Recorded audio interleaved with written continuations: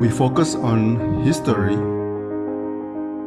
culture, religion, art, social, and philosophy of Nusantara. Here, in the presence of Nusantara, we were made to be forgotten about the goodness of ourselves. Because negativity seems to be more interesting for us. Now, I'm Sutoyo Raharto and friends, assist you, to remind you, to awaken you that we still can find the gems of Nusantara. They are the great sights of Nusantara.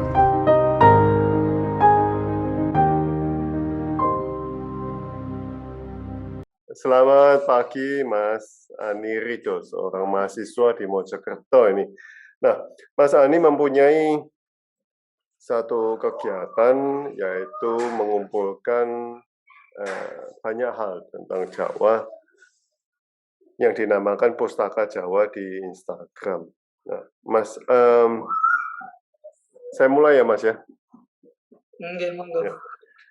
Mas, apa itu Pustaka Jawa? Mas, silakan. Sebetulnya untuk penamaan Pustaka Jawa itu ya enggak seseram namanya sebetulnya. Kalau dinamakan pustaka harusnya kan begitu lengkap, Pak. Tapi ini hanya pelebelan nama yang niatan saya sih pengharapan semoga nanti isinya selengkap perpustakaan yang ada di luar sana. Jadi awal mula munculnya Pustaka Jawa ini, dulu sebetulnya saya skeptis dengan hal-hal berbau Jawa semacam itu. Bapak saya sendiri orang yang kental dengan adat Jawa, tapi saya masa bodoh. Semenjak 3 tahun yang lalu mungkin Bapak almarhum. Lah ketika Bapak meninggal selama 7 hari itu banyak sekali teman-teman Bapak yang datang dan saya nganggap mereka itu orang-orang aneh atau nyentrik atau hebat gitulah. Semuanya Bapak keren-keren juga ya pikir saya gitu. Selama 7 hari saya berbincang dengan mereka setiap malam, ada 7 harian kan di Mojokerto ada semacam itu. Saya menemukan hal-hal yang menarik bahwa sudut pandang tentang Jawa tidak melulu soal kliniknya atau tidak melulu tentang mitosnya. Ternyata banyak hal mulai dari ilmu pengetahuan perbintangan segala macam. Dan saya mikir, ini keren loh, kenapa kok saya baru nyadar sekarang? Kenapa nggak dulu ketika Bapak masih ada, saya bisa bertanya jawab dengan Bapak gitu. Tapi ya karena sudah terlanjur, saya mulai tertarik, maka saya harus bahasa Jawanya itu kerengkel-kerengkel, cari-cari sendiri. Dan saya menemukan ketika saya mencari tahu tentang ilmu astronomi dalam bidang Jawa, ternyata ada sebuah pengetahuan baru tentang namanya kitab Pustaka Raja Purwa. Namanya keren, Pustaka Raja Purwa. Di dalam kitab itu menceritakan ilmu astronomi, salah satu bagiannya saja, tapi menceritakan ilmu astronomi tapi dikemas dalam bentuk romans perwayangan. Jadi ada cerita tentang Watu Gunung melakukan perjalanan, bertemu ini, ternyata hanya kiasan-kiasan saja tentang astronomi yang ada di luar sana, dan itu sudah ditulis sejak ratusan tahun yang lalu.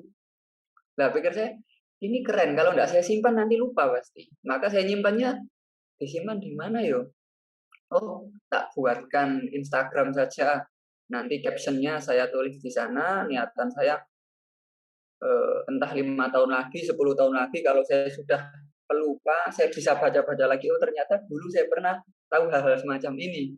Akhirnya saya namakan sesuai dengan nama bacaan yang membuat saya tertarik tadi, Pustaka Jawa, jadi semacam itu. Nah, Awal mulanya seperti itu. Nah, Mas, teman-teman Bapak itu siapa? Kalau ada kagum, merasa nyeleneh, unik dan sebagainya. Kalau orang-orang di sekitar saya mungkin saya sudah nggak kaget, memang kan sudah tetangga-tetangga ya orangnya gitu-gitu saja. Saya pikir memang Bapak dulu tukang kedabrus yang ulung gitu mungkin. Akhirnya banyak orang yang terbujuk kalau bahasa Jawanya sama Bapak saya. Tapi ternyata enggak, dari luar kota yang ngaku dia dari aliran pegiat ini atau dari kepercayaan ini atau apalah, itu banyak sekali dengan pakaian yang aneh-aneh pula. Ada yang macak kiai dari atas sampai bawah itu putih-putih semua, ada yang berpakaian hitam-hitam, ada yang ala-ala dukun, banyak ala. Dan saya mikir memang ternyata benar, bapak saya dulu kenalannya banyak, relasinya banyak. Cuma anaknya saja yang sedikit kurang ajar sama bapaknya. Nah, setelah teman Bapak, nah Bapak Anda itu siapa sekarang? Kok bisa mempunyai banyak teman yang nyeleneh-nyeleneh begitu, aneh-aneh begitu, unik-unik. Kalau dari segi profesi bukan hal yang patut dibanggakan. Bapak saya ini bekerja di bidang industri karet atau tambal ban bahasa kasarnya. Jadi bapak saya itu tambal ban biasa, punya warung kecil di pinggir jalan raya, nambal ban. Tapi karena memang lokasinya di pinggir jalan raya, sering bertemu dengan orang-orang baru, relasinya banyak. Satu hari bisa mendapatkan satu orang yang mempunyai cerita berbeda, besoknya lagi ketemu orang lagi yang berbeda. Dan dari situ mungkin bakat-bakat ke kenggedaburusan bapak saya. Kalau di desa saya sih bapak saya mungkin lebih dianggap sebagai apa ya, tukang sulap atau apa. Dulu semasa hidup saya sering diajak, ayo melok kemana pak? Main bambu gila, acara 17 Agustusan gitu-gitu. Ayo melok apa pak? Acara debus, acara. Saya pikir yo, bapak saya itu loh, yo gitu-gitu itu dianggap orang-orang bukan dianggap keren, tapi dianggap sebagai bahasa kasarnya batu pun. Pikir saya dulu gitu, tapi semenjak bapak tidak ada, malah orang-orang di sekitar saya yang cerita bahwa bapak Samen itu nggak terlalu menonjolkan apa yang dimiliki, hanya ditunjukkan ketika ada event-event atau ada yang dibutuhkan semacam itu saja. Tapi Bapak juga pemain debus dan bambu gila itu. Bisa dibilang demikian, tapi maaf, saya mikir kalau pemain enggak, cuma ada beberapa hal yang memang dikuasai atau dimiliki oleh bapak. Tukang hipnotis lah atau apalah dulu itu. Jadi bukan profesi yang memang benar-benar dijalani setiap hari, tapi ketika ada hal-hal yang memang sekiranya dibutuhkan untuk disemarakkan atau diikuti, nanti akan diikuti oleh bapak. Dan sekarang nurun ke saya, jadi balaknya malah datang ke saya ketika ada hal-hal yang dianggap sedikit aneh atau apa di sekitar saya, mungkin yang dipanggil, jaluk tolong bu, kemarin loh tetangga saya katanya lihat hantu di sini. Aku loh nggak percaya hantu, pikir saya bukan nggak percaya, saya nggak pernah lihat hantu kok, malah saya disuruh ngusir hantu. Tapi saya, saya hanya menjaga nama baik bapak saya biar bakat ngedabur bapak saya nggak hilang, pikir saya seperti itu. Tapi orang-orang sekitar saya sampai sekarang yo nggak tahu.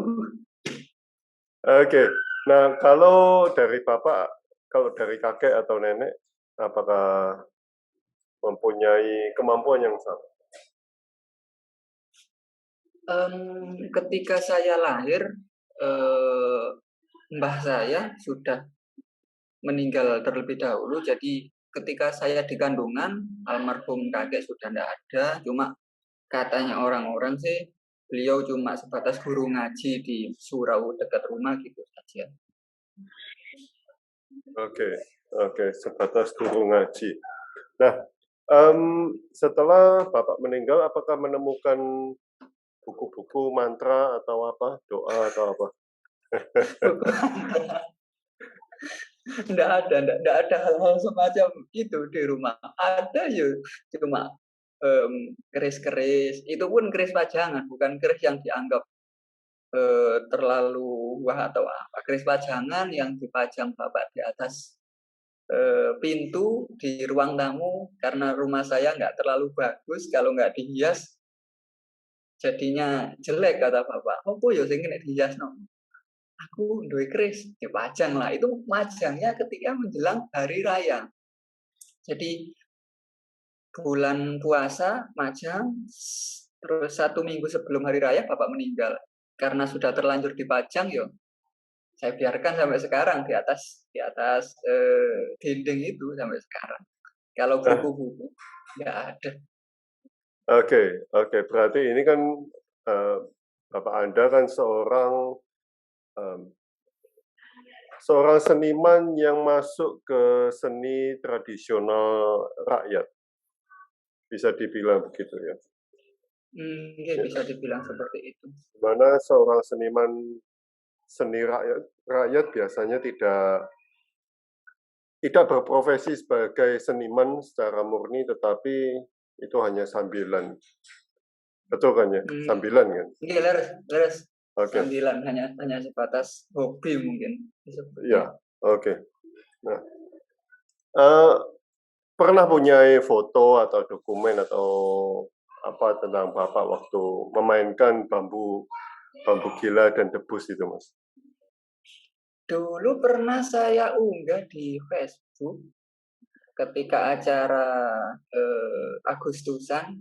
Jadi dulu itu ketika almarhum Bapak masih ada, itu sering Agustusan, ayo proper ala-ala Deddy Corbuzier persiapan bikin apa nih? Yang terakhir itu Bapak nyari rantai, saya diajarin. Nyari rantai, saya diikat rantai, dimasukkan ke dalam keranda yang terbuat dari bambu. Bapak naik motor, matanya dibungkam dengan besi, nggak kelihatan. Pokoknya meskipun kamu anakku, tapi kalau 1 menit kamu nggak lolos dari rantai itu, tak tabrak kamu. Seperti itu. Dan itu di hadapan orang-orang. Jadi ketika 1 menit saya belum berhasil keluar dari rantai itu, ya saya ditabrak. Alhamdulillah tinggal beberapa detik, ya bisa lepas. Dan itu orang-orang anggapnya, wih ajaib. Pikir saya, ya mungkin ajaib, cuma bapak saya itu yang tukang gedabrus, pikir saya seperti itu. Oke, wow. Menarik sekali. Wow, seni rakyat masih hidup. Nah, teman-teman Bapak ada yang masih melakukan hal serupa, Mas? Untuk di rumah atau di lingkungannya masing-masing, iya. Tapi kalau di desa saya sendiri, kemungkinan sudah tidak ada hal semacam itu kecuali saya dan beberapa teman saya. Dan itu pun hanya kambu-kambuan kalau pengen gitu aja bikin acara. Oke. Berarti ini masih ada ini ya. Masih. Fokus Anda di Jawa. Di Pustaka Jawa ini fokus Anda di Jawa. Sebelah mananya Jawa, Mas? Apakah Sunda dan Betawi juga termasuk dalam Pustaka Jawa? Silakan. Kalau merujuk kepada nama Jawa, sebetulnya kan variabelnya Jawa dilihat dari pulaunya kah, dilihat dari topografinya kah, dilihat dari marganya kah, atau apa? Kalau saya mengarah kepada sukunya. Meskipun Jawa ini luas, ada provinsi Jawa Timur sampai Jawa Barat, tapi nanti terklaster-klaster pembagian antara suku ini dan suku itu. Jadi saya lebih mengerucut kepada suku Jawa yang memang saya ketahui. Takutnya ketika saya membahas hal-hal yang lain akan terjadi miskomunikasi atau misinformasi, dan salahnya itu menjadi salah yang salah jariah yang turun-temurun selanjutnya seperti itu. Meskipun sesekali saya menyinggung hal-hal yang sensitif. Dulu pernah saya menulis selamat datang Gus Eko, selamat mendengarkan.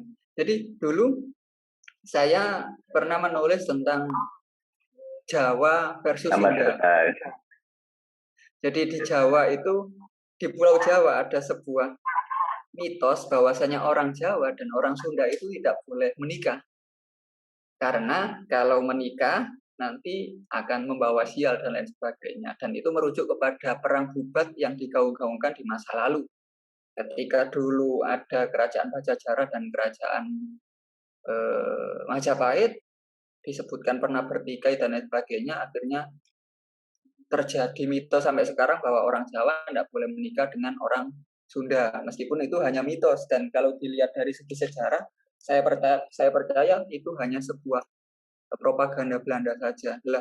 Hal-hal semacam itu ketika saya angkat akan menimbulkan respon yang berbeda. Takutnya nanti saya salah ngomongkan Betawi. Betawi itu berasal dari kata Batavia. Betawi itu hanya kumpulan suku-suku yang mengerucut dan menjadi satu buah suku baru, yaitu suku Betawi. Bisa saja saya mencari literatur semacam itu, tapi takutnya ketika saya menyampaikan hal semacam itu malah salah, karena saya bukan tulen dari orang Betawi. Jadi saya lebih mengarah kepada suku Jawa yang memang benar-benar melekat pada diri saya ini. Begitu, Pak. Oke. Anda juga menulis belum tentu benar, sangat mungkin salah. Apa yang ingin Anda sampaikan di sini tentang apa? Kebenaran informasi Anda atau bagaimana? Silakan. Jadi karena saya menyebut Pustaka Jawa ini sebatas opsi rujukan, yang namanya opsi kan pilihan terakhir. Kalau memang menemukan hal yang lebih konkret, yang lebih proper di luar sana, silakan. Kalau memang nggak nemu hal-hal yang memang jarang diketahui atau jarang dibahas di luar sana, yo monggo masuk ke perpustakaan saya ini. Anggap saja ini sebagai sudut bacaan kecil yang memang meskipun nggak lengkap, tapi ada bacaan-bacaan yang bisa menambah khasanah pengetahuan baru. Dengan catatan bahwa apa yang saya sampaikan ini belum tentu benar, tetapi sangat mungkin salah. Maka saya mempunyai tanggung jawab moral kepada tulisan yang ada di dalam perpustakaan atau di Pustaka Jawa ini.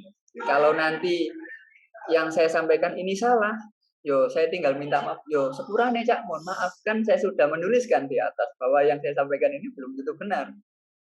Jadi seperti itu. Karena pembelaan. Pembelaan semacam itu mungkin. Oke. Nah, referensi dari mana saja Kak yang Anda ambil untuk informasi di Pustaka Jawa, Mas? Untuk satu informasi biasanya berapa referensi yang Anda pelajari? Silakan. Runtutan teknis penulisan yang saya lakukan biasanya ketika saya ingin menemukan hal yang baru, anggaplah kita bahas tentang kendi umpamanya, maka dari satu kata kendi itu saya akan mencari informasi, entah itu dari manuskrip, meskipun saya tidak memiliki atau mengoleksi, tapi teman-teman pegiat, penghayat di sekitaran itu banyak. Channel dari bapak saya dulu itu, saya hubungi, Mas, punya referensi nggak tentang ini? Kemarin teman saya penasaran, kenapa kok kendi bentuknya bulat, kenapa nggak kotak? Oh ada Mas, saya datang ke sana sambil diskusi menemukan sudut pandang baru, dan itu saya jenjangkan sampai sekitar 4-5 hari. Dalam waktu 4-5 hari itu kalau memang tidak menemukan informasi tambahan, maka saya anggap informasi itu sudah pakem, final. Oh ini, hanya ini yang saya dapatkan. Tapi kalau ada pengetahuan baru, saya kumpulkan, saya sadur, saya masukkan. Tak jarang saya juga dapat informasi dari teman-teman yang ada di Pustaka Jawa itu sendiri melalui DM Instagram. Oke. Jadi Anda memberi waktu 5 hari dan referensinya bisa berbagai referensi ya Mas? Iya, ada primbon lah, serat lah, babat lah, apalah itu yang bacanya susah. Oke. Nah Mas, kembali ke pernyataan Anda tentang perang Babat ya. Kalau menurut saya juga pernah mendengar dari beberapa narasumber tentang hal itu, tidak pernah terjadi itu, Nggih. tetapi juga ada orang yang masih percaya. Nah, itu terserah mereka. Nah, kalau Anda melihat dari cerita yang dibuat ini, apa sih sebetulnya intinya mereka membuat cerita ini untuk apa, Mas? Saya berpikir negatif atau antagonis kepada para penjajah Belanda di masa lalu yang ketika datang mungkin loh ini mereka sudah mendengar atau mendapatkan informasi tentang kejayaan kerajaan-kerajaan yang ada di Nusantara ini, salah satunya kerajaan Majapahit dan kerajaan Pajajaran. Nah, ketika Belanda mendapatkan informasi semacam itu, Belanda mensiasati bahwa jangan sampai anak turunnya dua kerajaan yang benar-benar besar ini, yang benar-benar hebat ini, jangan sampai mereka bersatu. Kalau mereka bersatu, sepertinya kita akan kalah melawan mereka. Maka dibuatlah beberapa tulisan-tulisan yang menyudutkan satu dua pihak agar pihak yang satu dan pihak yang lain tidak bisa bertemu. Dari Kidung Sunda, ada yang namanya Babat Kediri dan lain-lain. Meskipun penyebutannya Babat Kediri, tapi berdasarkan informasi yang saya dapatkan, Babat Kediri justru malah buatan gagasan dari Belanda. Nah, Belanda sering membuat hal-hal semacam itu untuk membatasi para penduduk pribumi agar tidak bersatu, agar tidak bisa melakukan perlawanan kepada mereka. Mungkin seperti itu menurut saya. Sekali lagi, belum tentu benar dan sangat mungkin salah. Oke, Mas, apa cerita atau ilmu Jawa yang paling Anda favoritkan, Mas, selama ini? Silakan. Dulu itu yang membuat saya tertarik dengan hal semacam ini, tepat pada malam ke-7 saya bertemu dengan seseorang, ya rekannya Bapak, bercerita ngalor ngidul hingga masuk ke pembahasan sedulur papat limo pancer kakang kawah adi hari-hari. Saya pernah mendengar hal semacam itu, tapi saya anggap halah opo sih. Tapi ketika rekannya Bapak ini menceritakan dari sudut pandang yang berbeda, saya merasa tertarik. Jadi beliaunya itu bercerita, sebetulnya Mas, ini dahulu kala ketika kita semua berada di alam ruh, katanya seperti itu. Dahulu kala ketika kita sedang berada di alam ruh, kita itu dipanggil oleh Tuhan. Kamu sini, nggih Gusti. Kamu Ridho, setelah ini kamu akan saya pindahkan ke dunia. Di dunia nanti kamu bebas melakukan apapun, tidak akan saya intimidasi seperti sekarang ini. Ini bahasa yang saya buat sendiri, tapi kurang lebih seperti ini. Kalau kamu nanti di dunia, kamu bebas melakukan apapun. Apakah kamu mau? Yo, dengan senang hati. Nggih, Gusti mau. Kalau kamu mau, ada syaratnya. Nanti kamu di dunia harus tetap mengingatku dan beribadah menyembah kepadaku. Kata Tuhan seperti itu. Dari mereka yang diberitahu seperti itu, ada yang tetap bersikeras mau turun ke dunia, ada yang enggak Gusti, saya enggak berani. Kalau saya disuruh menyembah semacam itu, saya di sini saja. Lah, akhirnya enggak jadi lahir. Mereka yang enggak jadi dilahirkan menjadi cikal bakal para bayi yang dianggap sebagai bayi keguguran atau keluron macam itu. Lah, ketika karena saya ini sudah bilang, "Nggih Gusti, saya mau dilahirkan ke dunia," ya sudah, tak panggilkan teman-temanmu yo. Akhirnya dipanggilkanlah 4 orang atau 4 sosok untuk mendampingi saya. Kamu ke sini. Nggih Gusti, kalian berempat temani Ridho ini turun ke dunia. Antarkan dia sampai lahir. Nggih Gusti, maka saya diantarkanlah sampai ke dunia. Ketika saya sudah sampai di dunia, 2 di antara keempat orang atau keempat pendamping ini berpamitan. Yang 2 pamitan. Mas, Dek, kami pergi dulu, kami kembali dulu. Loh, kamu sampean kemana? Tugas kami berdua cuma mengantarkan saja. Tugas kami sudah selesai. Sekarang tugas kalian mendampingi Ridho sampai nanti masanya habis. Kalau memang masanya sudah habis, tenang saja, nanti akan kami jemput kembali. Maka dua yang pertama kembali ke alam roh, yang dua mendampingi. Nah, pendamping ini yang disebut sebagai kakang kawah, adi ari-ari. Itu dalam pemahaman Jawa. Dan saya mendapatkan pemahaman semacam itu. Bapak lu nggak pernah cerita semacam ini. Di buku lu nggak pernah membaca hal semacam ini. Apakah Jawa sekeren ini ya, pikir saya. Maka semenjak itu saya tertarik. Dimulai dari pembahasan-pembahasan kecil hingga mencari tahu hal-hal yang lumayan lebih keren lagi. Dan pengetahuan-pengetahuan semacam itu semakin hari membuat saya semakin terobsesi atau kecanduan.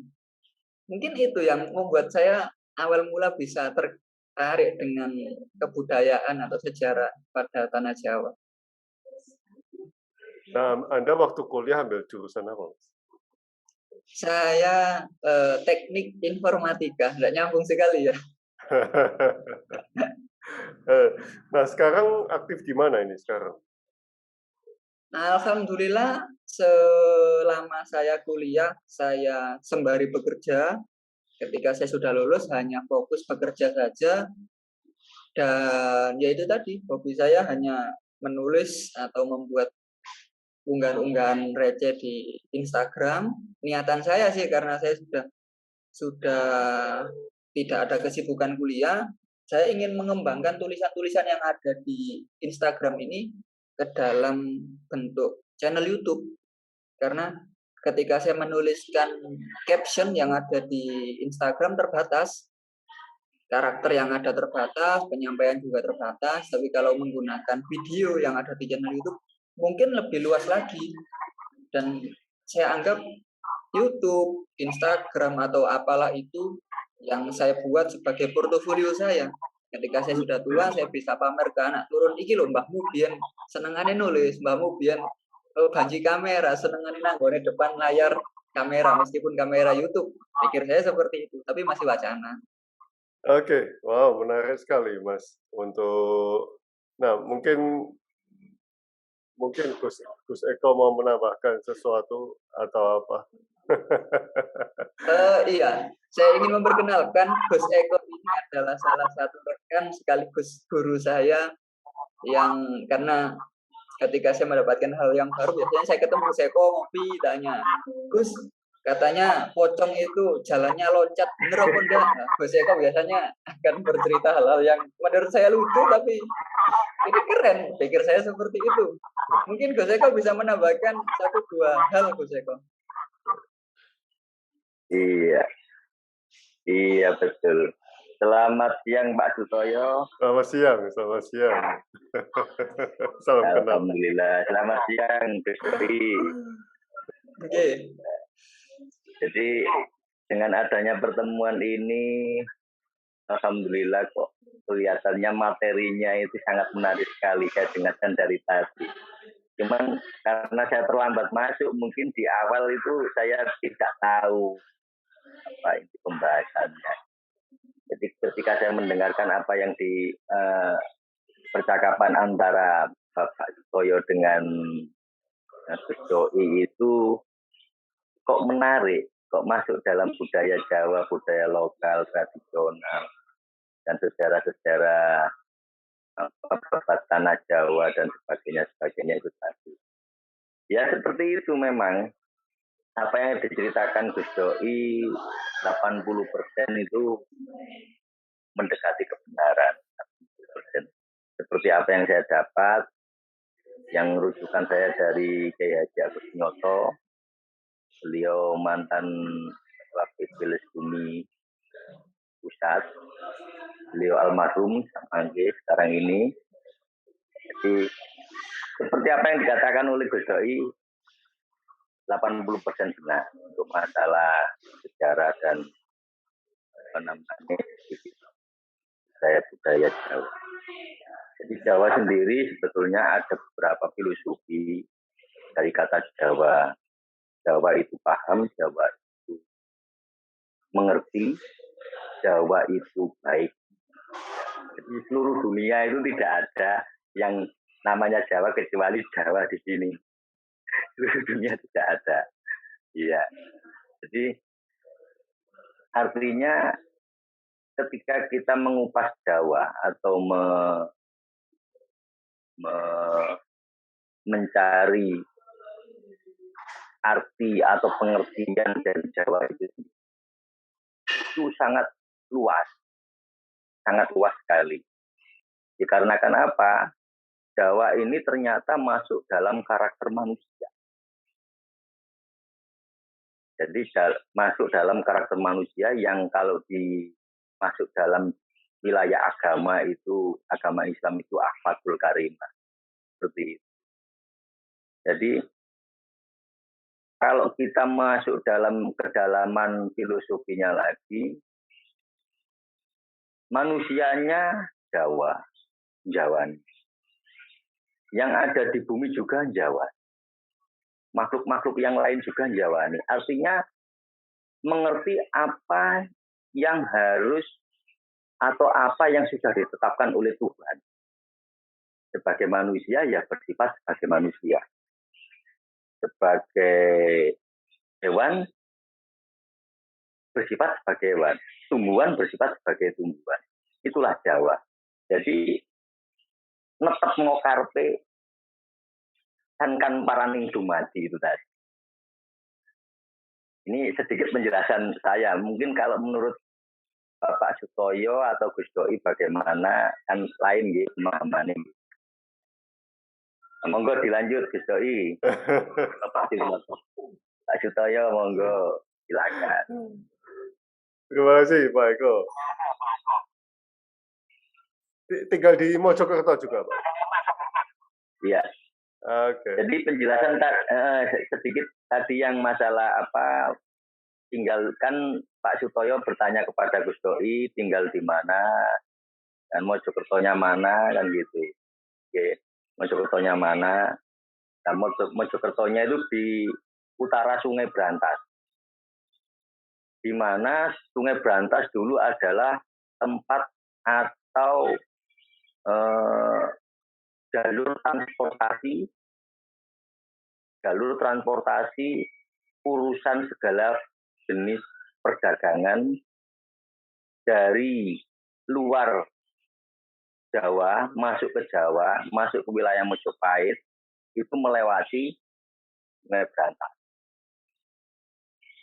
Jalurnya dari awal itu sampai ke Kediri. Makanya ada di sini ada desa pelabuhan namanya. Dari pelabuhan itu masuk ke arah Jombang. Di Jombang ada namanya desa Bandar Kedung Mulyo. Bandar itu menandakan bahwa itu pelabuhan sampai ke Kediri. Nah artinya yang dari utara kali ini tempat tinggal kita ini kebanyakan itu ngapunten maaf dihuni oleh waktu itu kaum Tionghoa. Gitu. Itu kalau yang saya lihat dari Dihuni oleh riset. Dihuni oleh siapa, Gus Eko? Kaum Tionghoa waktu itu. Oleh siapa? Enggak jelas. Oleh kaum Tionghoa. Oke. Oleh kaum Tionghoa. Dulu di halo ya jelas. Dulu di utara sungai waktu Mojopahit berdiri dan sebelum Demak Bintoro berdiri itu sudah ada kota di mana kaum Tionghoa itu atau bangsa China itu sudah bermukim. Itu letaknya di daerah Dawar Blandong, utara lagi. Nah, itu ada dulu namanya kota Banjiro. Dulu. Sampai sekarang artefaknya masih ada pecahan tembikar-tembikar keramik-keramik masih ada di sana. Dan untuk wilayah itu tidak boleh disentuh sampai sekarang. tidak diboleh sentuh dan tidak bersertifikat negara wilayah itu. Nah, kemarin saya teliti sama teman-teman, ternyata kebenarannya itu sampai persentasenya sampai hampir 90%. Masih dicari. Dari Dawar Blandong atau Kecamatan Dawar, itu ada Kota Banjiro. Untuk turun sendiri ada namanya yang dekat dengan rumahnya Gus Ridhoi, itu namanya ada Desa Asinan. Karena logat Jawa, logat orang Jawa yang ribet ilate sebetulnya itu pecinan. Kalau orang dulu ngomongnya pasinan. Jadi pecinan itu tempatnya komunitas kaum Cina dulu. Seperti itu. Jadi dari utara sungai ini kebanyakan bermukim itu. Nah, di tempat saya sendiri, di desa saya sendiri itu nama desanya Canggu. Canggu. Nah, Canggu ini dulu pernah didatangi oleh Laksamana Chengho. Laksamana Chengho. Tapi bukan berarti nama Canggu ini dari nama Chengho, tidak. Bukan dari Chengho-nya, tapi berasal dari nama adiknya, Chengwei. Chengwei namanya. Bukan Chengho. Nah, di sini dulu tahun 1900 kurang lebih 1993 purbakala itu ada penemuan di daerah pelabuhan itu kapal zaman dulu, kapal pasukan Tartar zaman dulu ada di sini itu panjangnya kurang lebih hampir 100 meter. Lebarnya kurang lebih 20 sampai 25 meter. Tapi posisinya sekarang di bawah rumah penduduk. Jadi dulu tidak boleh digali oleh penduduk. Karena apa? Takutnya nanti wilayah desa itu mengganggu masyarakat. Artinya tanah-tanah masyarakat kena gusur semua. Itu takutnya gitu. Sampai sekarang masih ada. Jadi anjungannya itu pucuknya kapal itu kelihatan. Gitu. Nah, itu. Makanya kapan-kapan kalau harus saya lihat ke Mojokerto ini. Halo? Kapan-kapan harus ke Mojokerto. Iya. Langsung aja ke Gus Doi. Langsung aja Pak Gus Doi. Bisa dicek-recek dan bisa diteliti lagi gitu. Nah, artinya begini, budaya yang masuk di Lor Kali itu kebanyakan dari struktur bangunan, budaya bangunannya, terus bangunan rumah, bangunan semacam peninggalan-peninggalan tembikar, piring dan sebagainya itu kebanyakan dari Tionghoa, dari kaum Cina. Jadi budaya Cina sangat rekat dulu sebetulnya di Lor Kali. Sebetulnya. Cuman karena sekarang pergeseran zaman, artinya lama-lama banyak yang sudah menghilang. Cuman ada satu makam adiknya Laksamana Chengho yaitu Chengwei itu ada di Canggu. Ada di Canggu makamnya. Ya, dan itu bisa dibuktikan literasinya ada. Oh, juga di Mojokerto itu. Nah, terus yang paling membuat kita itu apresiasi terhadap adanya kaum Tionghoa waktu itu adalah ketika penyerangan Demak Bintoro ke Mojopahit. Demak Bintoro ke Mojopahit yang dibantu oleh Kanjeng Sunan Giri Kedaton, dan ternyata dalam sejarah yang tertulis dibantu oleh kaum Cina, kaum Tionghoa. Jadi peran serta kaum Tionghoa waktu itu untuk menyerang Mojopahit sangat besar. Jadi kaum Cina membantu Para Wali Songo dan Demak Bintoro untuk merebut kembali Mojopahit yang dikuasai oleh Girindrowardono waktu itu. Itu yang literasi yang saya. Jadi hubungannya sangat erat.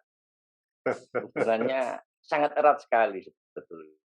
Ya, sangat erat. Jadi sampai sekarang pun masih ada desa-desa yang masih ada orang Tionghoa masih ada.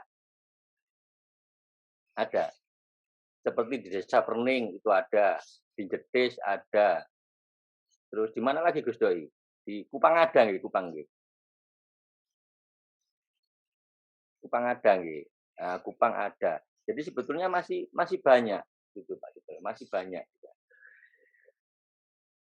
Makanya dengan adanya budaya yang seperti ini, seperti pembahasan budaya seperti yang Gus Doi sekarang buat ini dengan Pak Sutoyo ini sangat membantu kita untuk memutar kembali sejarah-sejarah yang hilang, terus bisa mengingat kembali sejarah-sejarah yang lupa, itu bisa kita ingat dan kita cari terus menerus sampai di mana sejarah yang sebenarnya itu, biar bangsa kita ini tidak lupa dan tidak mudah hancur nantinya. Bangsa yang kuat kan katanya memang harusnya bangsa yang kuat itu harus mengerti sejarahnya. Kalau sejarahnya tidak ngerti ya wis sudah hancur dari dulu. Pun monggo Pak Sutoyo Gus Doi lanjut. Terima kasih Gus Eko. Terima kasih Mas. Sama Pak. Terima kasih Mas Rido untuk waktunya, untuk sharing pengalamannya. Kita harus jumpa di Mojokerto ini. Kalau boleh tahu jenengan sakmangke atau sekarang ini bermukim di mana Pak? Surabaya. Di Surabaya. Iya, dekat kan. Iya. Oke. Terima kasih Mas Rido Gus Eko untuk waktunya. Sama-sama, saya juga mengucapkan terima kasih sekali sudah menjadi salah satu portofolio jenengan. Kita jumpa di sana. Monggo. Ya, terima kasih. Assalamualaikum. Selamat siang.